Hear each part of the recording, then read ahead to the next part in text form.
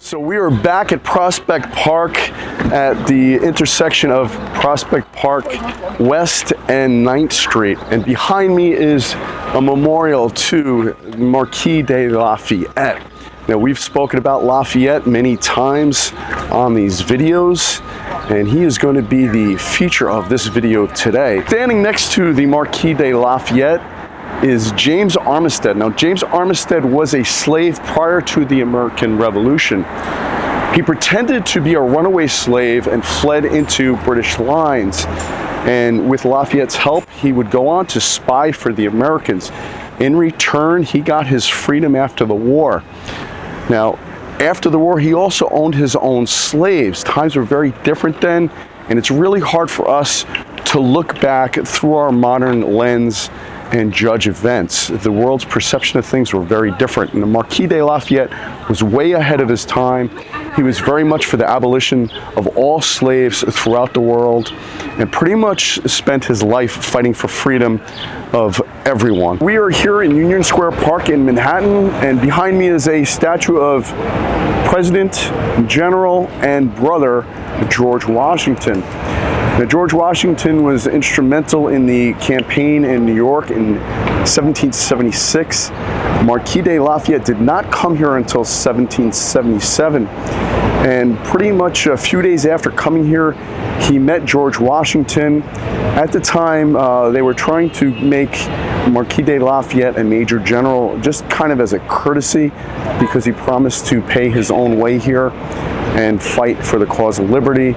It was kind of an honorary title. But after Marquis de Lafayette's exploits at the Battle of Brandywine, where he was injured and carried off the battlefield, Washington was so impressed with him that he wrote a letter to Congress to officially make him a major general in the Continental Army and put him in charge of a division. Right along Union Square East between 15th and 16th Street is a statue of Marquis de Lafayette. Now, this statue was created by brother Frederic Auguste Bartholdi. He was a member of Alsace-Lorraine Lodge in Paris, who served in the Franco-Prussian War in 1870 under none other than brother Giuseppe Garibaldi. Now, Garibaldi is who Garibaldi Lodge in New York is named after, and like Lafayette, he was a lifelong champion of freedom. Now, Frederic Auguste Bartholdi is also famous for being the sculptor behind the Statue of Liberty, and we're going to visit one more of his works this afternoon. So in the center of Union Square Park rests this monument, and right here behind me is a copy of the Declaration of Independence. Now, there are figurines all the way around that wrap around, and on top of them are the words of Thomas Jefferson. And it basically says, "How little do my countrymen know what precious blessings they are in possession of, and which no other people on earth enjoy." And that has been true for over 200 years. Now, Thomas Jefferson and Marquis de Lafayette drafted the first copies of the Rights of Man, which are at the center of the French Revolution, which was to come after the American Revolution. So I've been very lucky to have with me today brother Jason Short. Jason, what's your mother lodge? Aurora Grata Daystar Lodge, number 647. Third Kings. That's Brooklyn, baby. So Jason is also heavily involved in Craftsman Online. Now, Craftsman Online has been very helpful and supportive of the efforts at Huguenot Lodge 46's efforts on YouTube. But they are also involved in something very special that's going on in 2024, this year, and 2025. That is the Bicentennial of Marquis de Lafayette's return to the United States.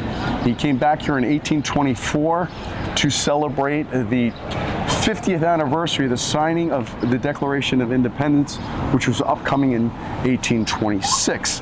And through 1824 and 1825, Lafayette toured the entire country, and he started right here in New York. The next 2 years is going to be very exciting for Masons in New York. We are working very closely with the American Friends of Lafayette to celebrate Lafayette's visits throughout New York State. They are going to start in August of this year. On August 16th, is going to be a parade up the Canyon of Heroes. Now that is where they have the ticker tape parades. And it was also Marquis de Lafayette that was the first hero to do that march. August 18th is going to be Lafayette Day in Westchester. Huguenot Lodge 46 is going to be very heavily involved in those events. Now we have some very exciting things happening in September in New York City. That's right. Jason? September 21st, the Grand Lodge of New York is hosting their Lafayette Gala at the Grand Lodge in Manhattan.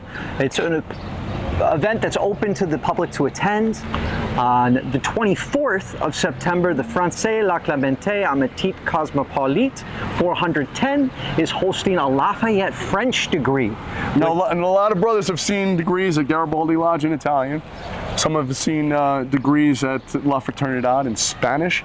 So here's a chance to visit a French lodge and see a degree and honor such a great Masonic brother, Marquis de Lafayette, with our brothers at Français La Clémente Amétit Cosmopolite 410. That's right. And I believe we have a lecture at the Livingston Library by September 26th. By Brother Christopher Ruley, who is graciously coming up from Washington, D.C. And then he is also graciously coming up to visit Huguenot Lodge 46 on September 27th. We're going to have a gala, and he's going to be presenting his work there. Now, Ruley has been working for the past couple of years on a book about Marquis de Lafayette's return visit from a Masonic perspective, because this was probably the most important and biggest Masonic event that has ever happened in the United States and may ever happen. Every Grand Lodge was involved in it. Craftsman Online is going to have a running calendar of all the events that are taking place in New York.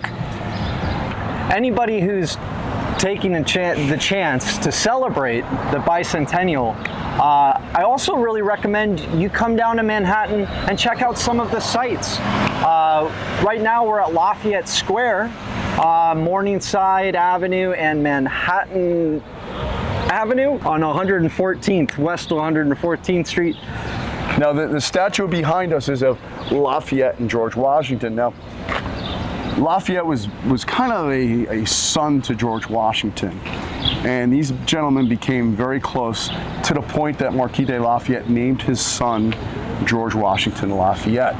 Now, one note about Marquis de Lafayette: he didn't really like the moniker Marquis de Lafayette toward the end of his life, because he kind of shuffled off royalty, and he wanted to be known as General Lafayette. So when you're celebrating any Lafayette events, remember that and try and refer to him as General Lafayette. Now, the statue behind us was created also by Bartholdi, who created the statue we saw earlier and the Statue of Liberty and other statues throughout New York. You know, it's interesting that Bartholdi was a Masonic brother, Lafayette and Washington were all Masonic brothers, and people forget. You know, they draw all these crazy conspiracy theories to Masonry and the United States, but at its core, it's Masonic philosophy that our whole government system is built upon. That means, like, everyone being on a level, anyone could be president, anyone could be the master of the lodge. It's toleration of religion, you know, and just respecting each other as brothers. That's right. The fundamentals of liberty, you got to remember, the 1700s, we were in the Age of Enlightenment. This was an era where we were moving away from monarchies. We were moving away from this idea of authoritarian government and promoting the ideas of liberty and freedom for all. And at the heart of our fraternity, at the heart of modern Freemasonry, are those values still instilled today. And in August of 1824, Lafayette started his tour of the United States, and one of his first stops was in Westchester County. He was originally planning on stopping first in New Rochelle. However, along the way, he was asked if he'd like to pay respects to his American Revolutionary War colleague, Philip Pell. He served on the vestry here at St. Paul's Church, along with our first master, Gideon Coggeshall. In St. Paul's graveyard, these two gentlemen are buried. Gideon Coggeshall is buried right here, and right behind him is the grave of Philip Pell. They're about 7-8 feet apart. Now, Gideon Coggeshall was our first master, but he and a gentleman by the name of Laird Butler were General Lafayette's escorts when they came here to Westchester County. Now, not only was Gideon Coggeshall our first master, he was master several times of our lodge, but so was Laird Butler in 1824 when General Lafayette came here to the visit. So Lafayette was escorted by two of our past worshipful masters in his visit in 1824, and that is our direct connection to General Lafayette as a Masonic lodge. Now, this is not unusual because when General Lafayette went to a state, usually the first person that would meet him would be the Grand Master of that state, and whenever he went to a local municipality, it was typically the master of that Masonic lodge in that municipality who would be his escort. In an earlier episode, we talked about the Battle of Oriskany and how crucial that victory was for the American cause, because without the British fleeing back to Canada from that, they most likely would have converged in Albany and seized control of the Hudson River, which was the British grand strategy.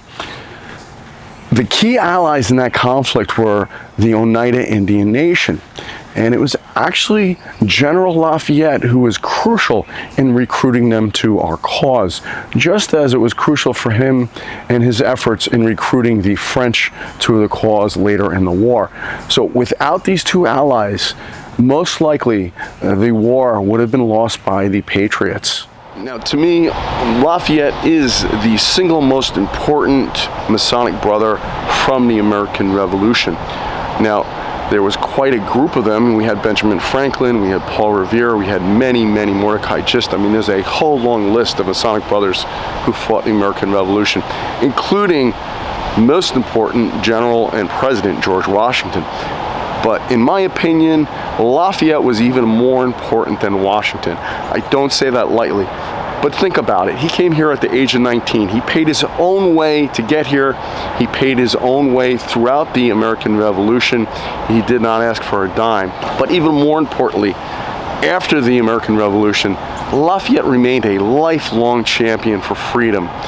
He helped in the early stages of the French Revolution. He actually had to flee the country because the radical Jacobite wing of the French Revolution took that revolution over. Lafayette's life was under threat, and he did not like the Jacobites at all. And it was the Jacobites who were responsible for all that guillotining craziness. Now, unfortunately for General Lafayette, he was trying to get to the United States after he fled France. He was captured by the Austrian crown, and he was in prison because they believed he was a threat to their way of life. He was a threat to the system of monarchy that prevailed throughout most of Europe. So they imprisoned him because they didn't want him influencing revolutions elsewhere. Now, during that time, all his properties and wealth was seized by the French Revolution, and his family was basically left destitute. Fortunately, the Congress of the United States knew this, and they passed legislation granting Lafayette all his back pay for the American Revolution, and those monies helped tide the family over. General Lafayette did his best to free enslaved peoples throughout the world. He would write letters to George Washington and others, encouraging them to free the slaves here in the States, as well in other parts of the world. Lafayette really gave his life and dedicated it to freedom for all mankind.